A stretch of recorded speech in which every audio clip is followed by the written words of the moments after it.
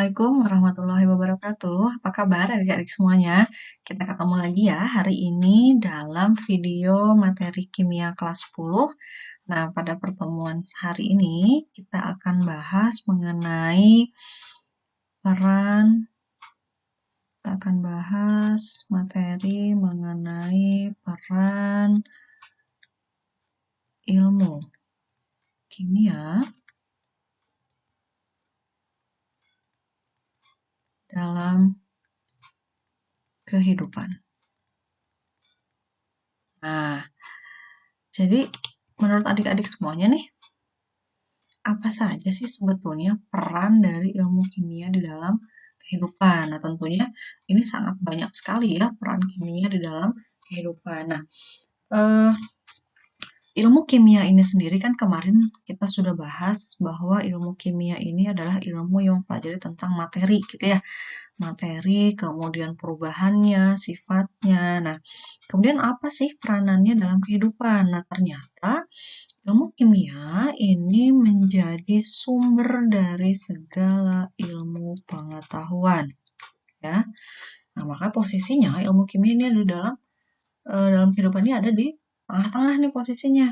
Kenapa? Karena dia berperan terhadap ilmu pengetahuan yang lain. Misalnya terhadap apa? Misalnya terhadap bidang kedokteran. Ya, apa sih perannya ilmu kimia terhadap bidang kedokteran?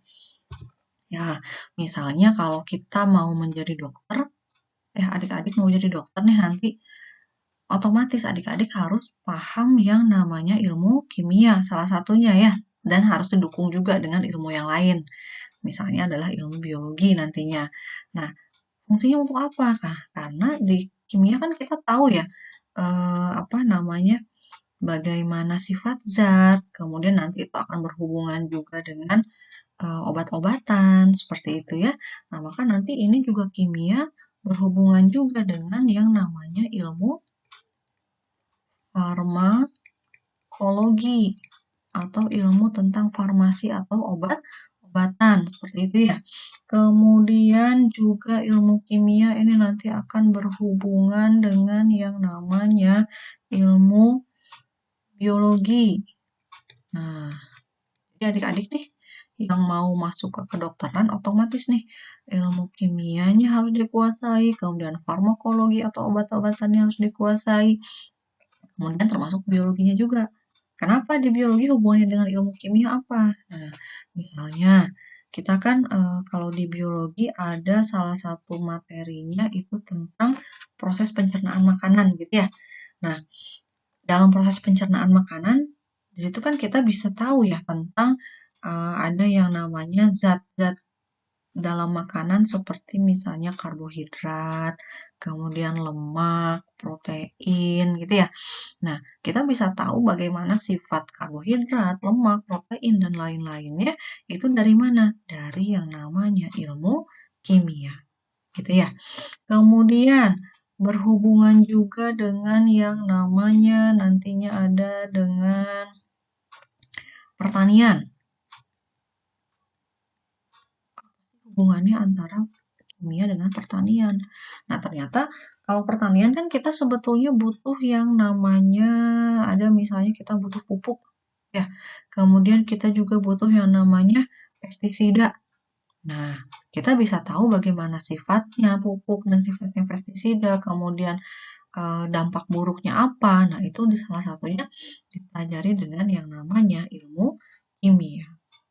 Kemudian, ternyata kimia juga ini selain berhubungan dengan bidang-bidang IPA yang seperti ini ya, kedokteran, farmakologi, biologi, pertanian, ternyata bisa berhubungan juga dengan yang namanya ilmu hukum.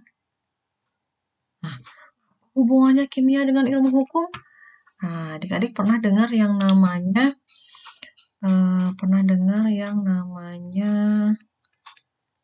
tes DNA ya.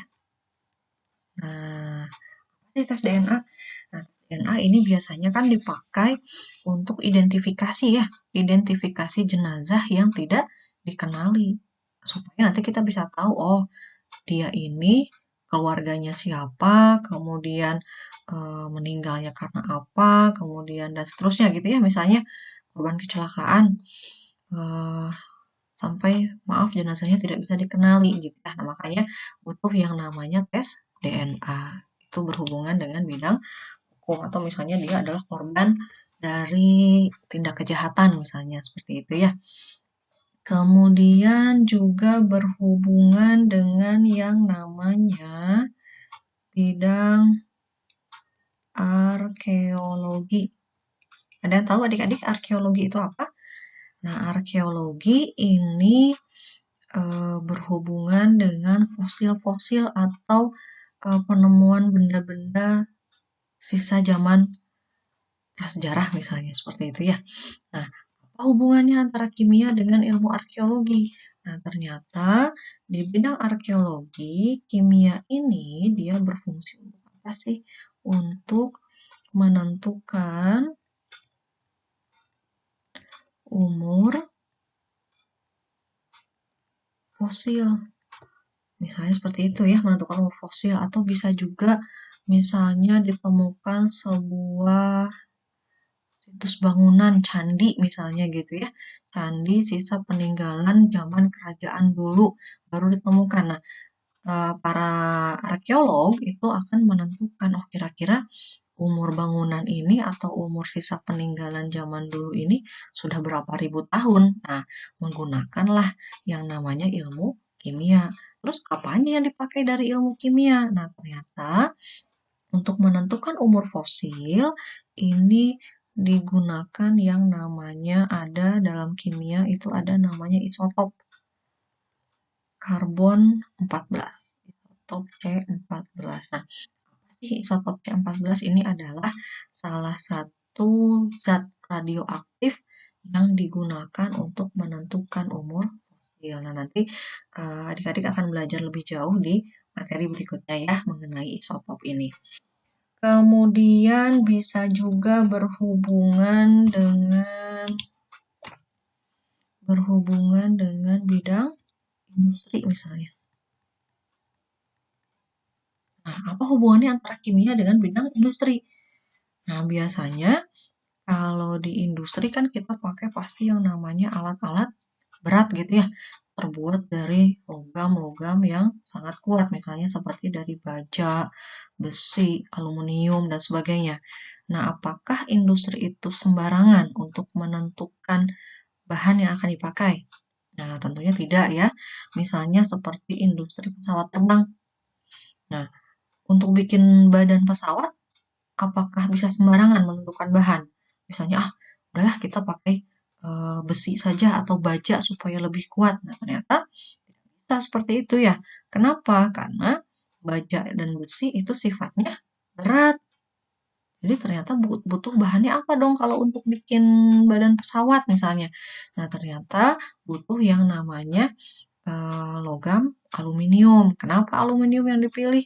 Karena aluminium itu dia lebih ringan dan juga tahan karat gitu ya. Maka proses pembuatan badan pesawat itu menggunakan aluminium. Jadi di industri itu kita tidak bisa sembarangan nih memilih bahan yang akan dipakai untuk kegiatan industri itu gitu ya. Jadi harus butuh yang namanya ilmu kimia supaya tahu sifat dari bahan yang akan dipakai seperti itu ya.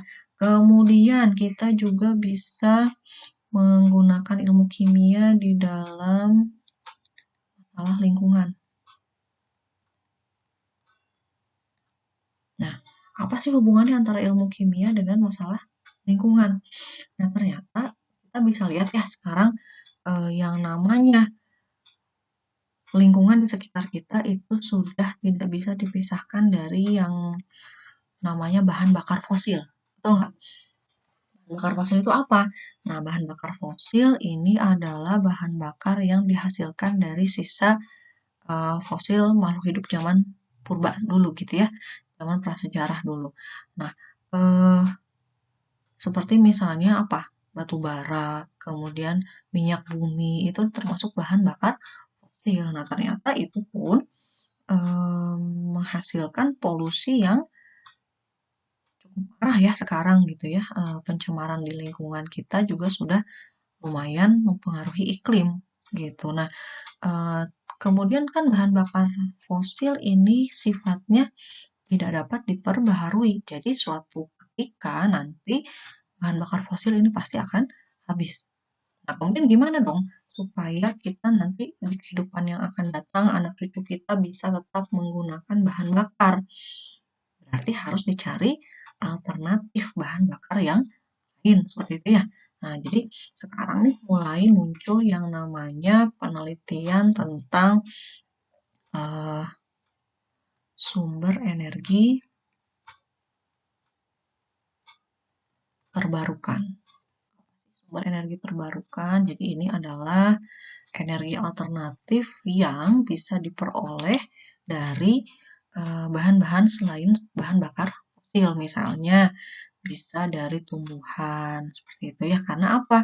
Sumber energi terbarukan ini akan lebih aman dan sifatnya bisa diperbaharui.